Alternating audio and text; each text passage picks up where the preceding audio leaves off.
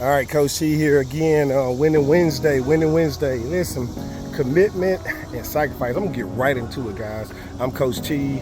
We on my walking talks. I do 1 mile a day minimum. Yesterday I walked 5 miles and they do no recording. I was talking on the phone with real estate agents and people about rental properties and stuff the whole time while I was walking. But today's talk is going to be about commitment and sacrifice. Can you be committed without sacrificing, or do you have to sacrifice to be committed? You know, in my little short time on this earth, I have experienced a lot of different individuals as I wake up every morning and go to sleep at night. I noticed that some people are committed to different things. Some are committed to being mean, doing things to show you how bad they is, how horrible they is, how ugly they is, or how, you know, you messed up, basically. So they like vindictive. They want to show you that you messed up. They committed to that. Well, if you brought up them the wrong way, they committed to showing you how you were. Then you got some that's saying they over happy, over zealous. They're full of joy. No matter what goes on around them, they're committed to staying in their positive space, and they will not let anyone move them out of their positive space.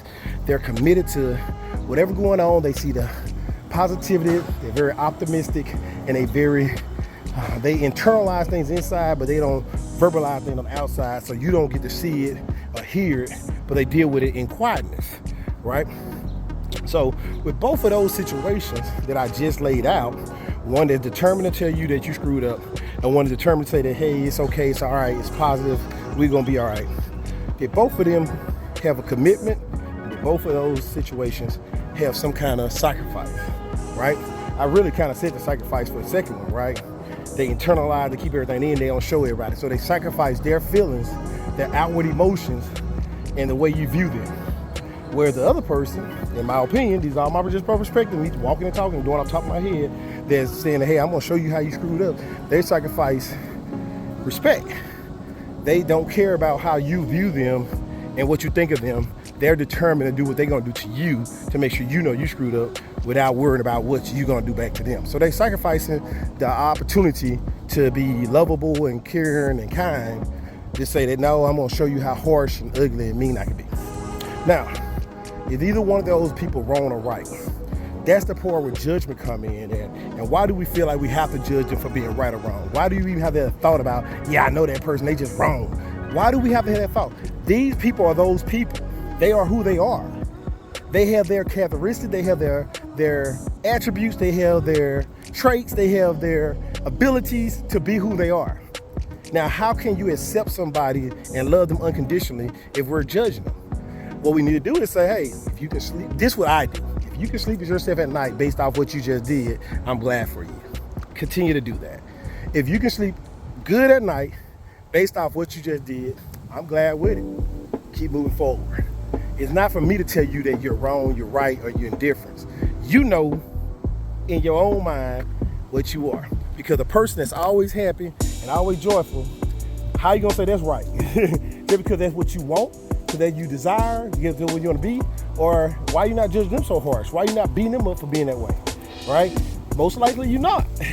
Besides somebody that really truly love them, gonna be like, why you keeping that folks abuse you? You're looking at how the hurt that they may be getting because you've been hurt before. You're internalizing what you got on you, and you bringing it out on them, and you're projecting your thoughts and your feelings of your trauma on someone else. And we do that so much in our household. This is going a different route. This is definitely going a different route. This is not where I was trying to go with this conversation. But we do it so much. When it comes to relationships, we have trauma in our relationship and we project that on another person when they're going through something about what they should not put up with, what they should not do, what they should not deal with based off of my trauma. I'm telling you, hey, they doing this, then they doing this. Based off of my experience. That ain't. Why we do that? How can we give encouragement, recommendations, and suggestions without bringing out our self-hate, our humility, our frustrations, our aggravations, and projecting it on the next person? How can we do that? And it's hard to do. I ain't saying that this is something easy, guys, but it takes sacrifice, it takes commitment to try. Take commitment and sacrifice to try.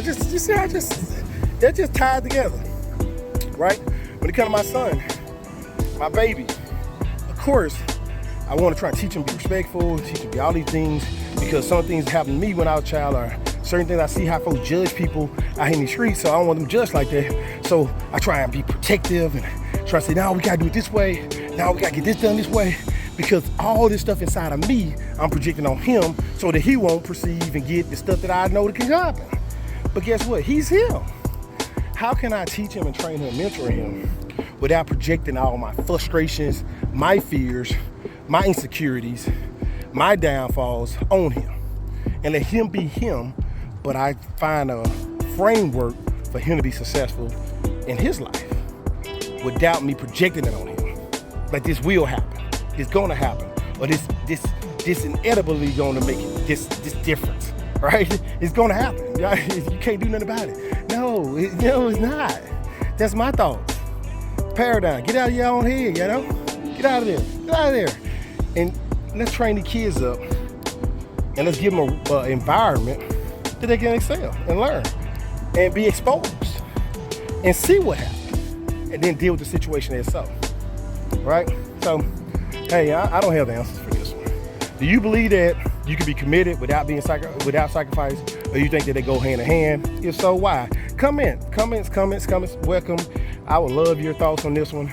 Commitment and sacrifice. Do they have to work together? Are they twins? Are they cousins?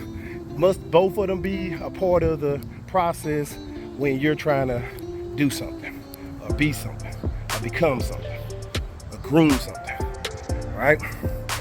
Can you have one without the other one? Coach T will always be great. Dance now, grow your future. I hope that makes sense. All right, take care.